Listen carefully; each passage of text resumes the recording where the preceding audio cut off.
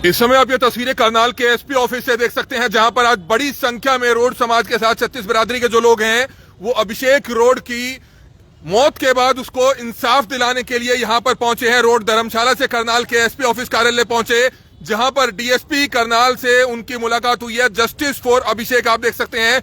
Road महासभा के जो प्रधान हैं चौधरी नसीब सिंह वो भी यहां पर मौजूद है और बड़ी संख्या में रोड समाज के लोग इस समय आप देख सकते हैं जस्टिस फॉर अभिषेक को लेकर। अमेरिका में जो है बताया जा रहा था कि उसकी मौत हो जाती है और आरोप ये है कि उसी के साथ रहने वाले उसके ही गांव के कुछ लोगों ने, युवकों ने उसकी हत्या कर दी है। इस तरह की जो है बात निकलकर सामने आ रही है। लेकिन अभिषेक की पत्नी ने भी इस मामले में एक बड़ा खुलासा किया है। क्या वो खुलासा है? इस समय रोड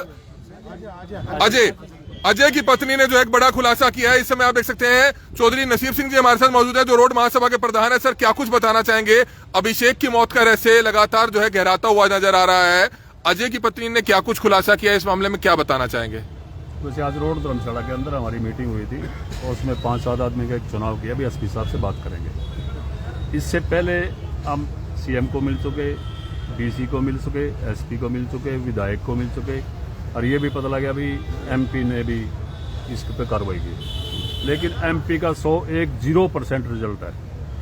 मैं कल लगातार फ़ोन कर रहा था एमपी साहब को, यहाँ बटला को भी फ़ोन किया, यार कोई तो मैसेज दोबारा रीबैक तो कुछ आना चाहिए।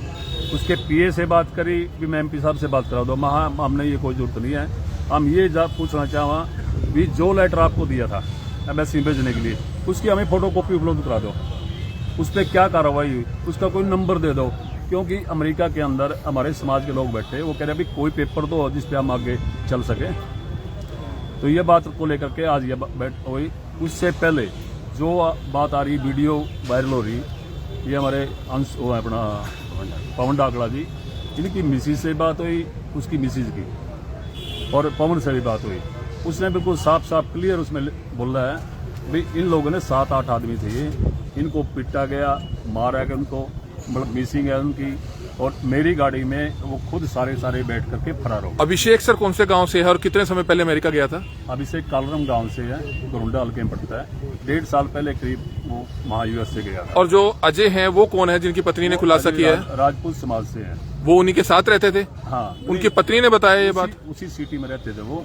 उस सिटी के सब 1-1.5 किलोमीटर के आसपास आया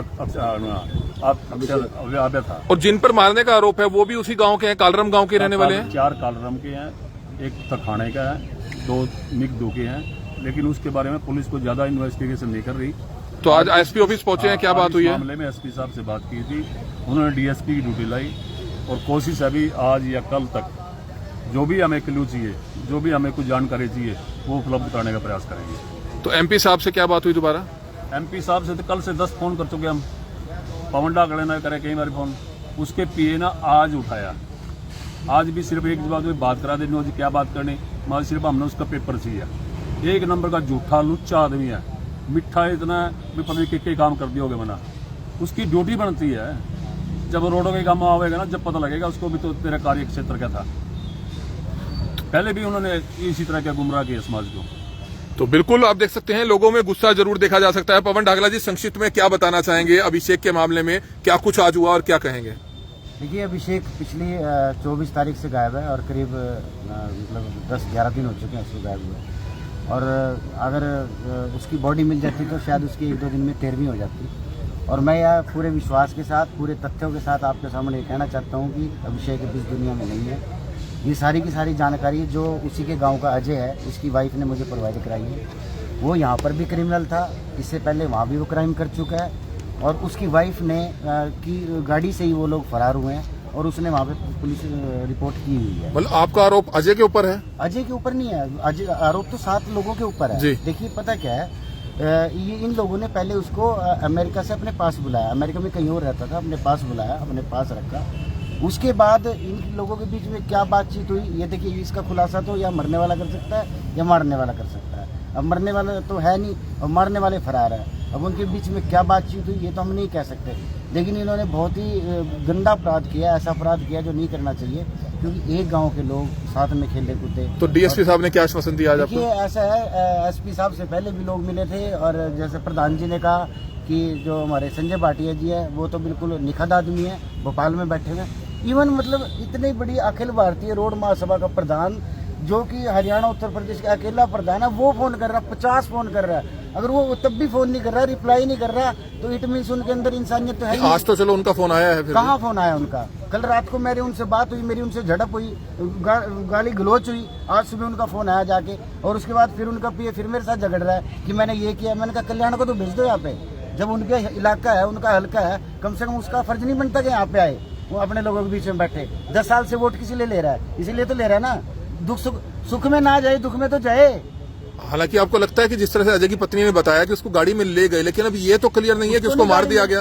बिल्कुल सर, मेरे पास करीब 50 फोन अमेरिका से आ चुके हैं। एक गुजराती भाई का फोन घर वालों के पास आ चुका है। जिस दिन की ये घटना है उस दिन से परिवार वहां से गायब है, और 1000 इनपुट है इस तरह की। एक बात बताइए, अगर ना मारा होता, आपको भी पता है कि एक हत्या हुई है और एक गाँव है, एक भाईचारा है, तो उसके घर वाले फरार क्यों होते? क्या वो घर वाले इनके पास आके बैठते ही नहीं? क्या पिछले 10 दिनों में उनके घर वालों के पास इनके पास बैठने का समय नहीं मिला? सारी की सारी बातें बिल्कुल क्लियर है। उसकी हत्या की जा चुकी है, वो फरार है, और ये भी रिपोर्ट है कि वो कनाडा वहाँ से भाग गए हैं। और हम बड़े दुखी हैं इस बात से कि प्रशासन वो काम नहीं कर रहा, और प्रशासन की आंख तभी खुलती है अगर आज हम जुलूस लेके आते ना, सड़क पे जाम करते, तो एसपी यहाँ पे नीचे आता।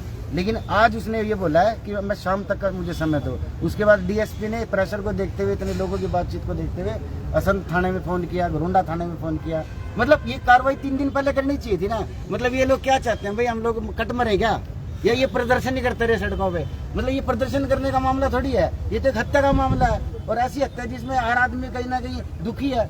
और ये प्रशासन वाले मतलब ये चाहते हैं कि हम यहाँ पे लड़ाई झगड़ा करें, उसके बाद ये उठे। तो बिल्कुल गुस्से में नजर आ रहे हैं, आप देख सकते हैं रोड समाज से जो जुड़े लोग हैं, क्योंकि कालरम गांव का रहने वाला अभिषेक आप देख सकते हैं अमेरिका में कहां पर गायब हो जाता है। हालांकि हत्या का आरोप जो है आप देख सकते हैं सीधे तौर पर उन्हीं के गांव के कुछ लोगों पर जो है लगता हुआ नजर आ रहा है, जिसको लेकर इस समय आप देख सकते हैं बड़ी संख्या में जो रोड समाज के लोग हैं वो यहाँ पर पहुंचे हैं। एडवोकेट अंशु चौधरी हमारे साथ मौजूद है। संक्षिप्त में क्या बताना चाहेंगे? डीएसपी साहब से मुलाकात हुई, क्या आश्वासन दिया उन्होंने? देखिए, डीएसपी साहब ने ये कहा है कि भाई हम उनके परिवार के लोगों को बुलाएंगे, आमने सामने कराएंगे, और जो अगली बातचीत होगी वो आपके सामने रखेंगे। लेकिन ये कोई पहली घटना नहीं है, पिछले 1 महीने से आप भी देख रहे हैं, आप भी लगातार कवर करते रहते हैं। कम से कम 7-8 घटनाएं ऐसे हो चुकी हैं। लेकिन एक बच्चा कोई भी देश चला गया, इसका मतलब ये थोड़ी ना वो हमारे देश का नहीं रहा। मजबूरी में तो गया, रोजगार नहीं था, कुछ खाने कमाने तो गया, अपना जो पैसा भेज रहा है देश की इकोनॉमी के लिए तो बढ़ा रहा है वो। तो उसको ऐसे ना भूलिए आप। देश की सबसे बड़ी अपने जो सांसद है, संसद भवन है, उसमें लोकसभा सांसद हमारे बैठे हुए हैं, हमारे करनाल के रिकॉर्ड मत तो जीत गए हैं। लेकिन आज तक वो किसी के परिवार से मिलने गए हो। सीएम साहब हमारे करनाल के हैं, हमारे करनाल की कम से कम 8-10 घटनाएं हो चुकी हैं। आज तक किसी के घर गए हो बैठने के लिए, किसी को फोन भी किया हो कि भाई ये समस्या आ गई, आपका ये समाधान कर देंगे। लेकिन नहीं, उनको तो लगता है विदेश चले गए तो अब तो अमेरिका वाले देखेंगे, उनको ऑस्ट्रेलिया वाले देखेंगे।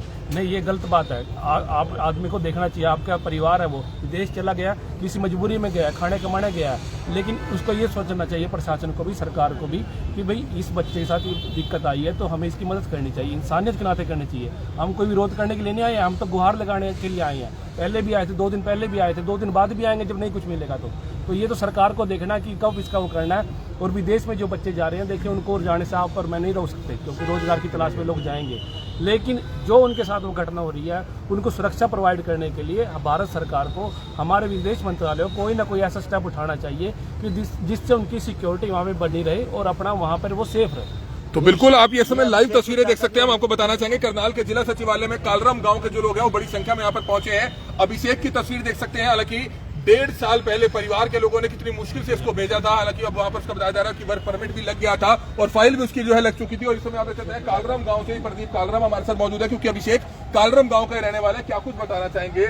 अभिषेक के साथी जो जानकार थे अजय, उनकी पत्नी ने क्या कुछ खुलासा किया है, इस पर क्या कुछ बताना चाहेंगे? उनकी हमारे पास रिकॉर्डिंग है, और अपने जो साथी है पवन डाकले, जिनके पास उनका फोन आया था, और उन्होंने बिल्कुल स्पष्ट शब्दों में कहा अभी गांव के ही लड़कों ने, जो में 5-6 थे, अजय और उनके साथ थे, उन्होंने उसकी हत्या कर दी पूरा सबूतों के साथ, और वो उसकी गाड़ी लेकर फरार है। परिवार दर-दर की ठोकरें खाने पर मजबूर है। आज तक न्याय नहीं मिला बिल्कुल भी। 24 तारीख को यह घटना घटी थी और 4 तारीख हो चुकी है, कोई सुनने वाला नहीं है। बड़ी उम्मीद थी प्रशासन पर, बड़ी उम्मीद थी विधायक जी पर, बड़ी उम्मीद थी एमपी साहब पर। सीएम साहब से भी मिल लिए, विधायक जी से भी मिल लिए, एमपी साहब से भी मिल लिए, डीसी एसपी इनसे भी मिल लिए, लेकिन 24 से 4 तक वही कार्रवाई है जो 24 तारीख को थी। परिवार को कोई न्याय नहीं मिल रहा। कमाल की बात, अब एक परिवार का बच्चा चला गया, और एमपी साहब विधायक जी अपना कभी कहीं कोई सुनने के लिए तैयार ही नहीं। एसपी साहब को 10 दिन लिखित में देंगे हम कार्रवाई करेंगे, अभी तक कोई कार्रवाई नहीं। आज भी उनका यही जवाब है, चलो अब डीएसपी साहब की ड्यूटी लगाई, लेकिन परिवार को इस पर कोई भरोसा नहीं, कोई उम्मीद नहीं।